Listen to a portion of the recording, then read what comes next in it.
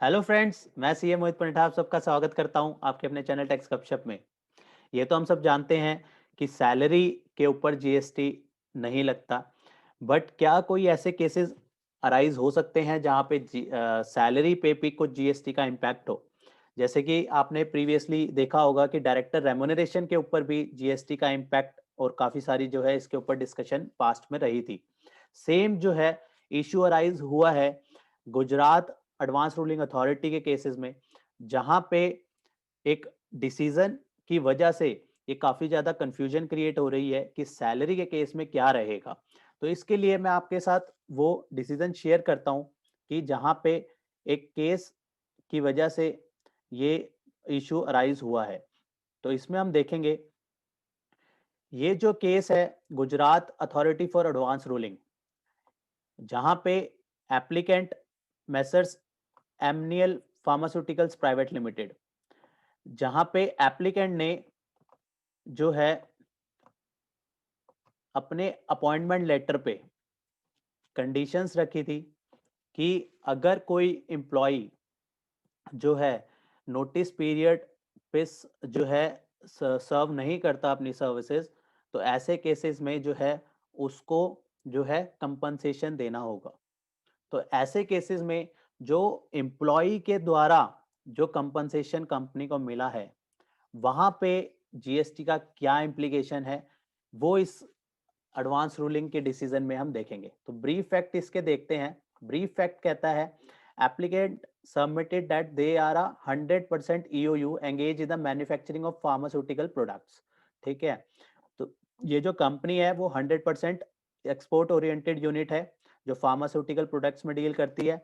नीचे उसका address specified किया गया है और बेसिकली इसमें जो कंसर्न था, ये एक इन्होंने एंटर किया एक कॉन्ट्रैक्ट अपने एम्प्लॉयज के साथ, are enter into the contract with the employee by issuing a appointment letter. Appointment letter अपने एम्प्लॉय को दिया। Under appointment letter it has been clearly mentioned that either party shall serve 3 months mandatory notice to terminate the contract. Thus, 3 months notice is mandatory for all the employees employer.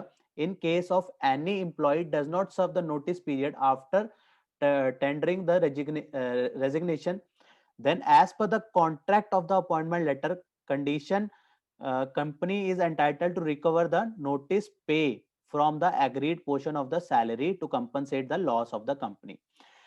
जैसे ही कोई company जैसे ही कोई employ अगर company को छोड़ता है, अगर वो इमीडिएट छोड़ता है तो कहीं ना कहीं कंपनी को उससे नुकसान हो सकता है। क्योंकि अगर वो टाइम पीरियड स्पेसिफाई करे कि मैं 1 महीने 2 महीने बाद जो छोड़ूंगा, तो उसको क्या है कि कंपनी कहीं ना कहीं दूसरा एम्प्लॉय अरेंज कर सकती है उसकी जगह पे। तो कहीं अगर इमीडिएट छोड़ देगा तो कंपनी को नुकसान हो सकता है। तो अब उसने अपने अपॉइंटमेंट लेटर पे ही स्पेसिफाइड की थी ये कंडीशन कि अगर कोई एम्प्लॉय जो है वो नोटिस पीरियड से पहले अगर छोड़ देता है तो उसको जो है नोटिस पे जो है देना होगा in in compensation of salary to the loss to the company. तो ऐसे केसेस में क्या हुआ, जो अमाउंट रिकवर हुआ, यहाँ पे लिखा है whether the applicant is liable to pay GST on recovery of notice pay from the employ who are leaving the company without completion the notice period as specified in the appointment letter issued as per the contract and enter between the employer and the employee। जो भी शर्तें उसमें उसमें appointment letter में डाली गई कि जो है नोटिस पीरियड उसको सर्व करना होगा, तो ऐसे केसेस में जो उसका कॉन्ट्राविन हुआ, तो ऐसे केसेस में जो एम्प्लॉय से रिकवर हुआ अमाउंट, क्या उस पे जीएसटी लगेगा, क्वेश्चन ये अराइज हुआ था। और इसमें अगर हम इसके फैक्ट पे जाएं और इसके डिसीजन पे देखें, तो डिसीजन जो इसका लास्ट में निकल के आया, मैं आपको सीधा इसके डिसीजन में लेके चलता हूं। Whether the applicant is liable to pay GST on the recovery of the notice pay, ये वही बात है, यही क्वेश्चन है जो अभी हमने ऑलरेडी कवर किया। तो यहाँ पे जो आंसर रहा एडवांस रूलिंग का, तो वो अफर्मेटिव आंसर रहा। तो इसके बाद जो है अफर्मेटिव आंसर रहना मतलब जो है एडवांस रूलिंग का कहना है कि हाँ इसके ऊपर भी जीएसटी लगेगा। तो ऐसे केसेस में उस जो अमाउंट रिकवर हुआ है कंपनी को एम्प्लॉय से, तो वहां पे एडवांस रूलिंग का कहना है कि उस अमाउंट के ऊपर भी जीएसटी लगेगा। तो इसके रिगार्डिंग आगे क्या डिस्कशंस फर्दर रहते हैं, अगर जो भी इसके एडवांस आगे फर्दर डिसीजन निकलेंगे वो हम आपके साथ जरूर शेयर करेंगे। तो टिल देन अभी तक इसका जो डिसीजन है गुजरात एडवांस रूलिंग का वो यही है कि इसके ऊपर ऐसे केसेस के ऊपर जो है जीएसटी एप्लीकेबल है। तो इसी के साथ आज की वीडियो को हम क्लोज करते हैं, मिलते हैं फिर नेक्स्ट वीडियो में नेक्स्ट टॉपिक के साथ। टिल देन बाय बाय, जय हिंद जय भारत।